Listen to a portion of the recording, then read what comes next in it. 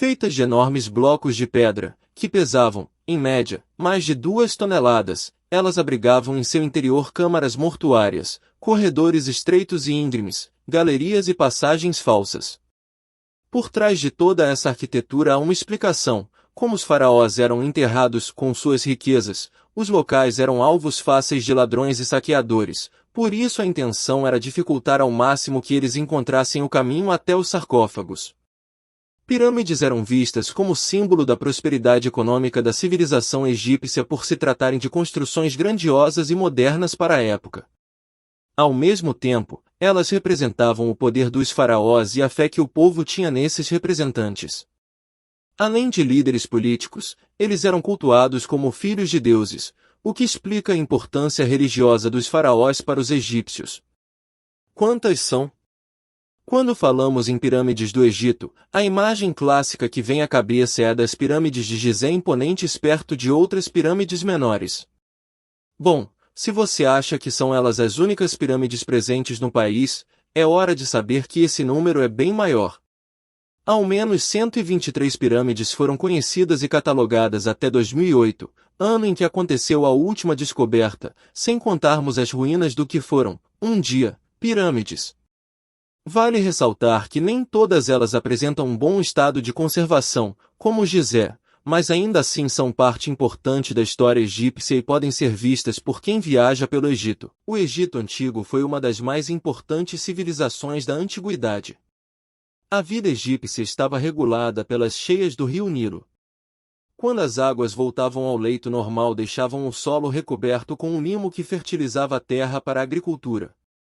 Para melhor aproveitá-lo, os egípcios desenvolveram sistemas de medida e escrita baseada nos hieroglifos. Quanto à religião, eram politeístas e no seu panteão cultuavam o deus do sol, Ra, e o deus dos vivos, Horus, entre vários outros. O Egito Antigo foi formado a partir da mistura de diversos povos. A população era dividida em vários clãs, que se organizavam em comunidades chamadas nomos. Estes funcionavam como se fossem pequenos estados independentes. Por volta de 3500 a.C., os nomos se uniram formando 2 reinos, o Baixo Egito, ao norte e o Alto Egito, ao sul.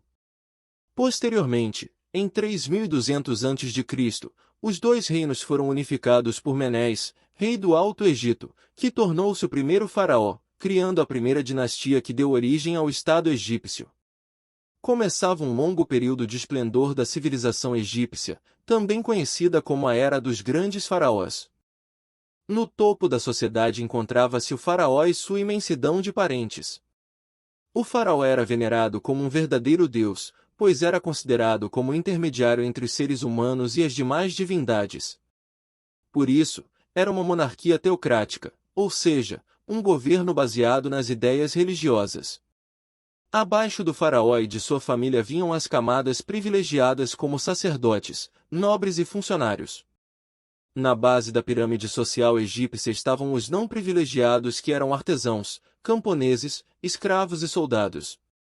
Os sacerdotes formavam, junto com os nobres, a corte real. Tanto a nobreza como o sacerdócio eram hereditários, compondo a elite militar e latifundiária. Os escribas estavam a serviço do Estado para planejar, fiscalizar e controlar a economia. Por isso, sabiam ler e escrever, e eram eles que anotavam os feitos do faraó durante o seu reinado. Estes textos seriam colocados nos seus túmulos quando morressem. Já o exército era constituído por jovens que eram convocados em tempo de guerra e soldados mercenários estrangeiros contratados pelo Estado. Por sua parte, os artesãos eram trabalhadores assalariados que exerciam diferentes ofícios como cortadores de pedra, carpinteiros, joalheiros, etc. Os camponeses formavam a maior parte da população, trabalhavam na agricultura, na criação de animais e deviam pagar altos impostos. Na história da humanidade, variadas civilizações e culturas, com suas respectivas singularidades, enriqueceram o manancial de toda a nossa experiência existencial. Uma das civilizações mais importantes que irromperam na antiguidade, há cerca de 4.000 anos antes de Cristo, foi a civilização egípcia. O Egito Antigo desenvolveu-se às margens do rio Nilo, no nordeste da África, nas regiões chamadas de vales férteis, em virtude dos compostos orgânicos presentes nas terras próximas ao rio citado. A antiga civilização egípcia fez-se presente no seio das grandes civilizações que se desenvolveram na Europa, no Médio Oriente e na Península Arábica. São vários os relatos de povos antigos sobre o Egito, desde hebreus e fenícios até gregos e romanos. As grandes pirâmides do Vale de Gizé, localizadas perto da cidade do Cairo, e os hieróglifos, ou a escrita hieroglífica, são, até os dias de hoje, exaustivamente estudados por especialistas. As pirâmides perpassaram por muitos momentos históricos, como a Batalha de Napoleão Bonaparte travada próximo a elas nos fins do século XVIII. Tradicionalmente, a história do Egito Antigo é estudada em 6 fases principais. Período pré-dinástico, começou por volta de 4000 a.C., quando os nomos, pequenos estados, foram estabelecidos em torno da econômica agrícola, artesanato e uso de metais. Período do Antigo Império, teve início em 2780 AC e ficou marcado pela unificação política do império sob a égide dos faraós. Período intermediário, quando houve a recuperação do poder pelos nomos. Médio Império, estendeu-se até 1785 a.C. Novo período intermediário, caracterizou-se pela invasão dos Hicsos, que se estabeleceram no delta do Nilo até por volta de 1580 a.C. Alto Império, de 1580 a 1200 a.C., foi marcado tanto pela expulsão dos Hicsos quanto pela guerra intensa com diversos povos. Todas essas fases foram marcadas por personalidades específicas e eventos singulares, como o cativeiro dos hebreus. Depois, houve o período helenístico, marcado pela expansão e domínio da civilização grega comandada por Alexandre, o Grande. Após o domínio helenístico, o Egito não teve mais um desenvolvimento autônomo, sendo subordinado por outras civilizações, como ocorreu na época de Cleópatra, em que o Egito tornou-se uma província dos romanos. Entre os egípcios, a explicação de muitos costumes e acontecimentos tinha forte ligação com os fenômenos ocorridos na natureza. O movimento dos astros, o ciclo de cheias do rio Nilo, as alterações climáticas salientavam um ideal de circularidade que se estendia para outras instâncias do cotidiano dessa civilização milenar.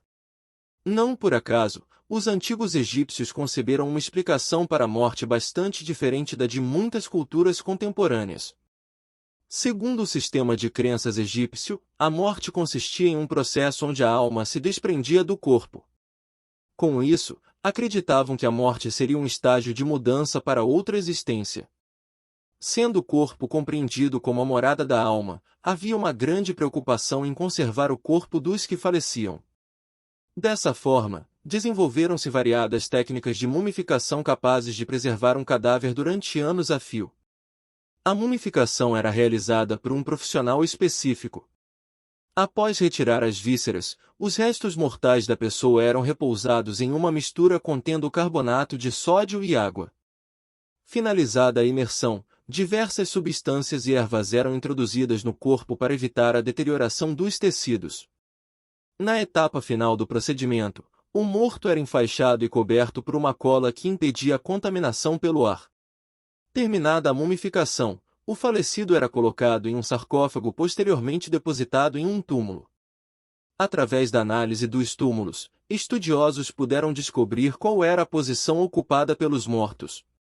Os sacerdotes e faraós eram sepultados nas mastabas, construções em formato de trapézio divididas em 2 compartimentos, um destinado ao sarcófago e outro que armazenava as oferendas do ritual funerário.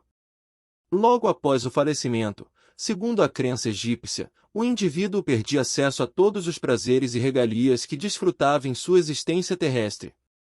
Para recuperar seus benefícios em sua nova existência, a pessoa, seja qual fosse a sua posição social em vida, era conduzida pelo deus Anubis para se apresentar ao tribunal de Osíris, local em que sofria uma avaliação de seus erros por outros 42 seres divinos. Antes do início do julgamento, era entregue ao falecido livro dos mortos, onde obtinha as devidas orientações de seu comportamento durante a sessão a ser realizada. Para que recebesse a aprovação das divindades, era necessário que o julgado não tivesse cometido uma série de infrações, como roubar, matar, cometer adultério, mentir, causar confusões, manter relações homossexuais e escutar as conversas alheias.